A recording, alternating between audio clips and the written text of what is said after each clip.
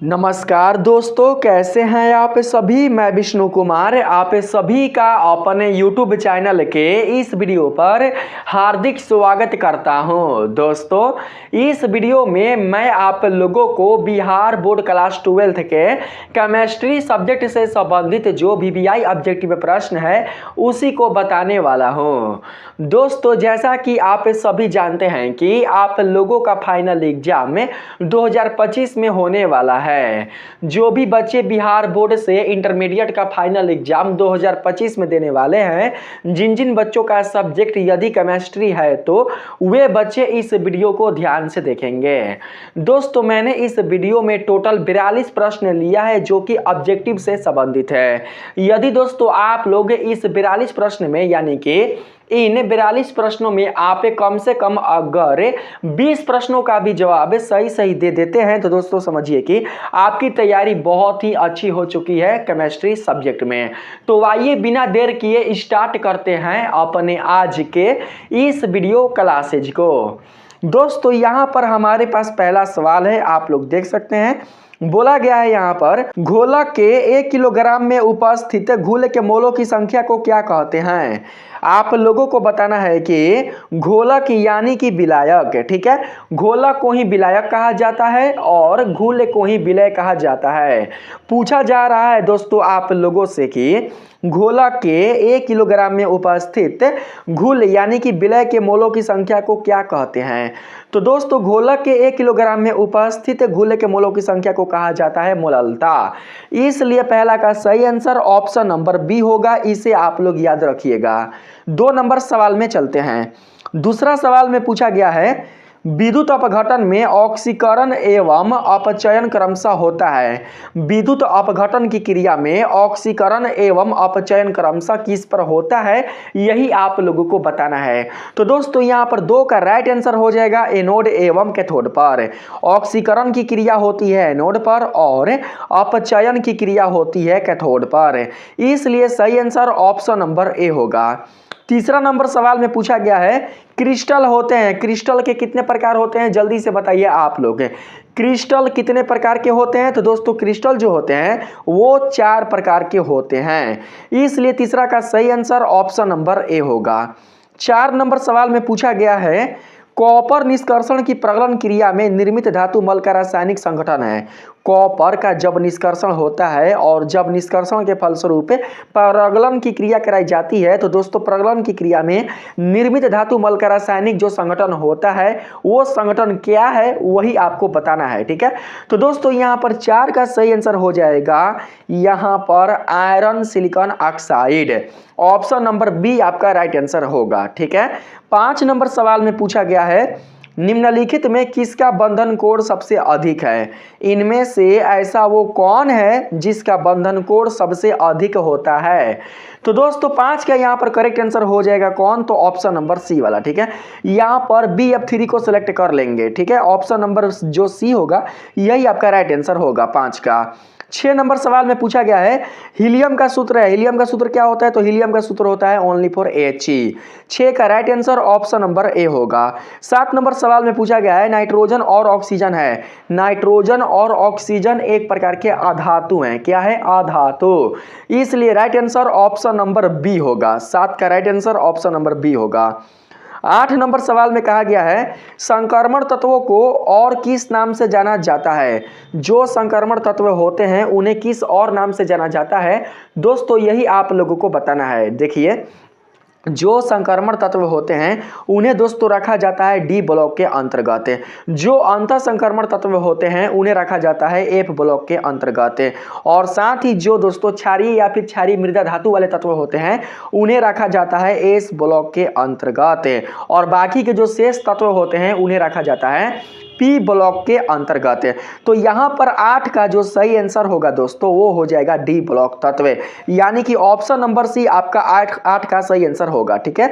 9 number सवाल में पूछा गया है CH3COOH का IUPAC नाम है। इसका IUPAC नाम पूछा जा रहा है आप लोगों से।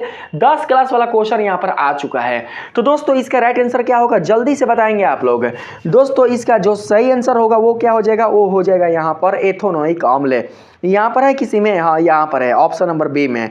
9 का सही आंसर ऑप्शन नंबर बी होगा। अगर दोस्तों रहा था HCH, अगर यहाँ पर ऐसे रहता HCOOH तो इसको क्या बोलते हैं हम लोग, मेथोनोइक अम्ल। इसको मेथोनोइक अम्ल बोला जाता है। लेकिन यहाँ पर क्या है CH3COOH, यहाँ पर कार्बोक्सिलिक समूह का क्रियाशील समूह उपस्थित है। तो दोस्तों यहाँ पर ऑप्शन नंबर बी को हम लोग राइट आंसर मान लेंगे। ठीक है, बढ़ते हैं 10 नंबर सवाल पर। 10 नंबर सवाल में पूछा गया है आप लोगों से, पेट में अत्यधिक अम्ल को बनने से रोका जा सकता है। पेट में जब अत्यधिक अम्ल बन जाता है तो उसको कैसे रोका जाता है, यही आपको बताना है। तो दोस्तों यहाँ पर 10 का सही जवाब हो जाएगा ऑप्शन नंबर ए, यानी कि प्रत्यय अम्ल से। प्रत्यय अम्ल यानी कि ऑप्शन नंबर ए आपका 10 का सही आंसर होगा। इसी से पेट में अत्यधिक अम्ल को रोका जा सकता है। ठीक है, यहाँ पर 11 नंबर सवाल में कहा गया है आप लोगों से, निम्न में से बिलियन के लिए कौन अणु संख्यक गुण है। निम्न में से बिलियन के लिए कौन अणु संख्यक गुण है, आप लोगों को उसका नाम बताना है। तो दोस्तों यहाँ पर 11 का सही आंसर हो जाएगा प्रसारण। क्या होगा, प्रसारण। ऑप्शन नंबर ए आपका राइट आंसर होगा। 12 नंबर सवाल में कहा गया है, निम्न में से कौन अणु संख्यक गुण है। इन चारों में से ऐसा वह कौन दोस्तों भौतिक क्रिया है जो कि एक अणु संख्यक गुण है। तो यहाँ पर 12 का करेक्ट आंसर हो जाएगा प्रसारण दाब। जब दोस्तों अणु संख्यक गुण इसमें प्रसारण है तो यहाँ पर प्रसारण दाब होगा। ऑप्शन नंबर डी आपका सही आंसर होगा। 13 नंबर सवाल में चलते हैं। इसमें पूछा गया है टिंडल प्रभाव प्रदर्शित होता है। टिंडल प्रभाव किस में प्रदर्शित होता है, तो दोस्तों यहाँ पर हो जाएगा 13 का सही आंसर वास्तविक घोल द्वारा। ठीक है, ऑप्शन नंबर ए आपका सही आंसर होगा 13 का। ठीक है, यहाँ पर 14 नंबर सवाल में पूछा गया है, निम्नलिखित में कौन द्वितीयक सेल है। इनमें से कौन ऐसा पदार्थ है जो कि द्वितीयक सेल के अंतर्गत आता है। तो 14 का सही आंसर हो जाएगा lead storage battery. Option number B आपका सही आंसर होगा। 15 नंबर सवाल में कहा गया है, हुप की विधि के द्वारा निम्नलिखित में से किस धातु का शोधन होता है। हुप की जो विधि है वो विधि किस धातु के शोधन में अप्लाई की जाती है, प्रयोग की जाती है, आप लोगों को उस धातु का नाम बताना है। 15 का यहाँ पर सही आंसर होगा एल्युमिनियम। ऑप्शन नंबर बी आपका सही आंसर होगा। ठीक है, यहाँ पर 16 नंबर सवाल में पूछा गया है, निम्नलिखित में से कौन कोलाइडल घोल नहीं है। कोलाइडल घोल नहीं है, आप लोगों को यही बताना है। तो दोस्तों 16 का सही आंसर होगा जल। दूध, गोंद, धुआं ये सभी कोलाइडल घोल है, लेकिन जल बिल्कुल भी कोलाइडल घोल नहीं है, इसलिए right answer option number A होगा। 17 नंबर सवाल है आपके पास, अयस्क में उपस्थित अशुद्धि को कहते हैं। अयस्क में उपस्थित जो अशुद्धियां होती हैं उन्हें क्या कहा जाता है, तो दोस्तों उन्हें कहा जाता है गैंग। ऑप्शन नंबर बी आपका सही आंसर होगा। ठीक है, मेरे देखिए जो जिस प्रश्न का हम उत्तर दे रहे हैं, मेरे द्वारा उत्तर बताने से पहले आप लोग दोस्तों अपने प्रश्न का उत्तर दे दीजिए। ठीक है, फटाफट है। और आप लोग बताइएगा जब वीडियो दोस्तों मैं समाप्त करूंगा तो वीडियो के एंड में आप लोग दोस्तों क्या कीजिएगा कि कॉमेंट में बताइएगा कि आपने 42 प्रश्नों में से कितने प्रश्नों का सही जवाब दिया है। कम से कम दोस्तों आप लोगों को 20 प्रश्नों का सही जवाब देना है। अगर आप लोग 20 प्रश्न का जवाब सही दे देते हैं तो दोस्तों समझिए कि आप लोगों की तैयारी केमिस्ट्री में अच्छी है। ठीक है, यहां पर बढ़ते हैं 18 नंबर सवाल में। 18 नंबर सवाल में कहा गया है, निम्न में से किस में टिंडल प्रभाव नहीं पाया जाता है। तो दोस्तों यहाँ पर 18 का आपका सही जवाब हो जाएगा चीनी के घोल। चीनी के घोल में बिल्कुल भी टिंडल प्रभाव नहीं पाया जाता है, इसलिए right answer option number A होगा। 19 नंबर सवाल में कहा गया है, खनिज जिससे धातु का निष्कर्षण होता है कहा जाता है। खनिज जिससे धातु का निष्कर्षण होता है उसे क्या कहा जाता है, तो भैया अयस्क कहा जाता है। 19 का right answer option number A होगा। ठीक है, 20 नंबर सवाल में पूछा गया दोस्तों, यहां पर आप लोग देख सकते हैं, निम्नलिखित में से कौन संक्रमण धातु का आयतन अणु चुंबकीय है। तो दोस्तों यहां पर आपका राइट आंसर 20 का जो होगा वो हो जाएगा ऑप्शन नंबर डी, यानी कि जिंक आयन। जिंक आयन ही आपका सही आंसर होगा, ऑप्शन नंबर डी। 21 नंबर सवाल है, सिरका में कौन सा अम्ल पाया जाता है। सिरका में कौन सा अम्ल पाया जाता है, तो एसिटिक अम्ल। एसिटिक अम्ल का सूत्र होता है CH3COOH। ऑप्शन नंबर बी आपका राइट आंसर होगा 21 का। ठीक है, यहाँ पर 22 नंबर सवाल में आपके सामने पूछा गया है, थोड़ा सा साफ साफ दिखाई ना दे रहा होगा, ध्यान से मैं दोस्तों आप लोगों को बताता हूँ, आप लोग ध्यान से देखिएगा। ठीक है, मैं बोलता हूँ आप लोग समझिएगा। देखिए 22 नंबर सवाल में पूछा गया है आप लोगों से, यहाँ पर दोस्तों K4 FeCN का दोस्तों यहाँ पर 6 में Fe का प्रसंकरण क्या है, प्रसंकरण आप लोगों को बताना है। ठीक है, आप लोगों को यहाँ पर प्रसंकरण बताना है।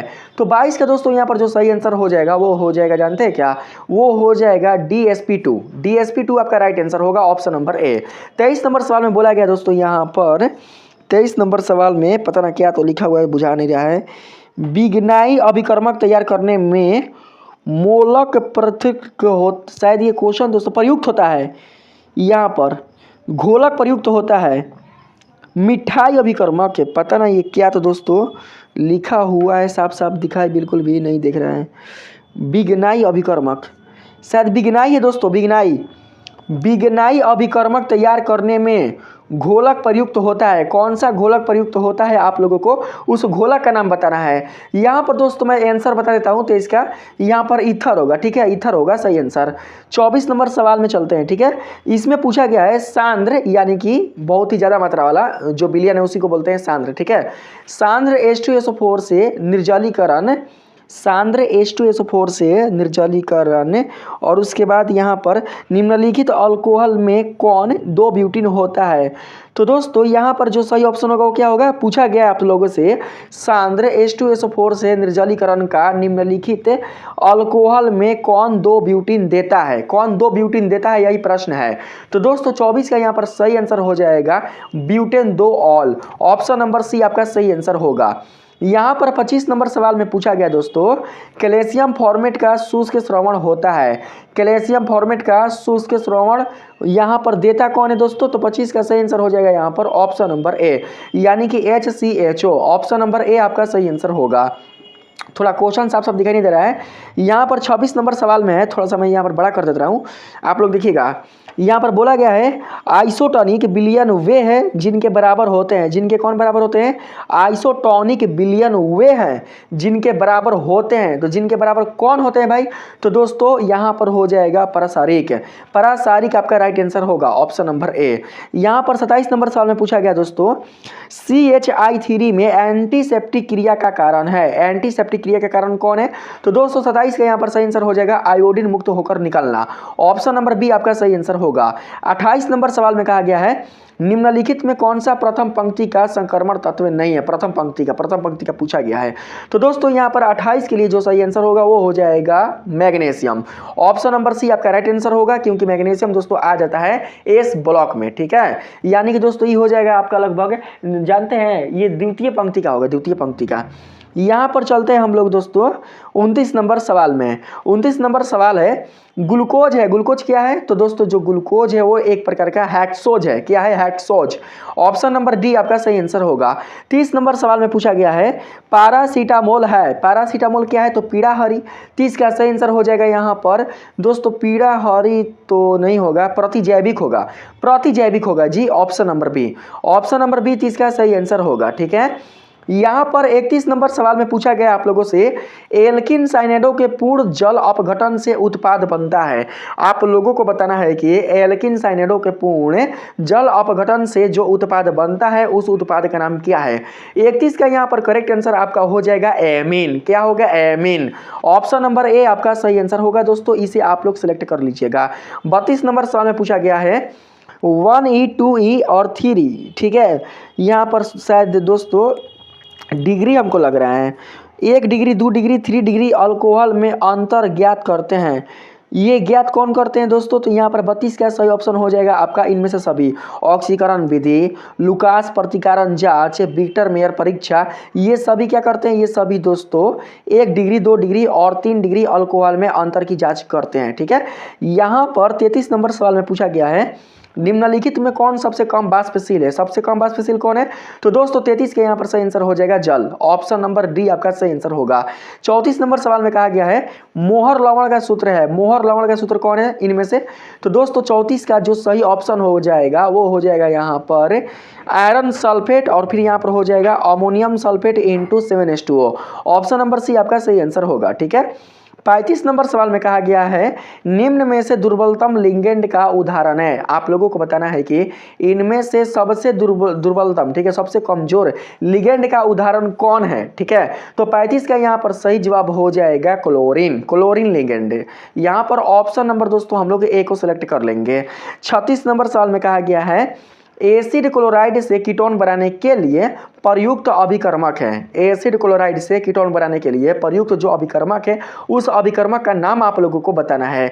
तो दोस्तों यहाँ पर 36 का करेक्ट आंसर हो जाएगा क्या, तो dimethyl cadmium. Option number C आपका करेक्ट आंसर हो जाएगा, इसे आप लोग याद रखिएगा, ठीक है।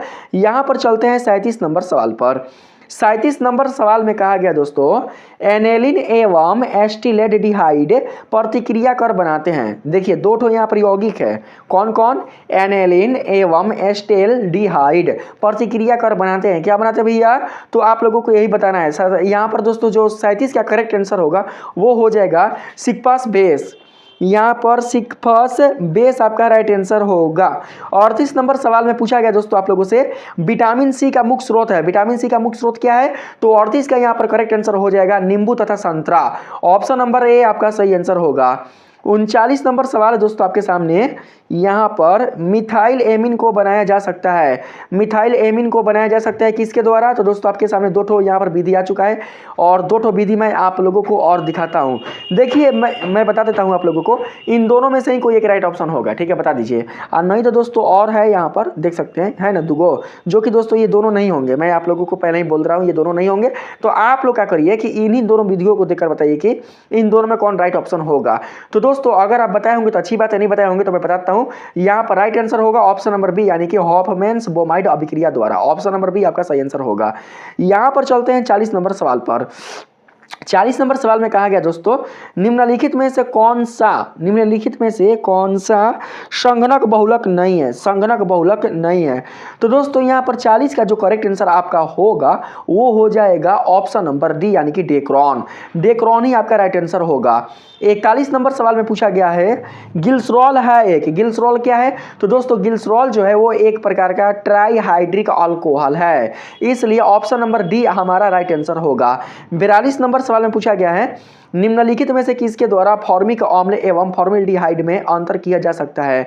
निम्नलिखित में से किसके द्वारा फॉर्मिक अम्ल एवं फॉर्मल्डिहाइड में अंतर किया जा सकता है, आप लोगों को उस यौगिक का, उस पदार्थ का नाम बताना है। तो 42 का सही जवाब होगा सोडियम बाइकार्बोनेट, यानी कि ऑप्शन नंबर डी आपका सही जवाब होगा। तो दोस्तों इस वीडियो में हम लोगों ने केमिस्ट्री से संबंधित 42 प्रश्नों का सलूशन कर लिया है।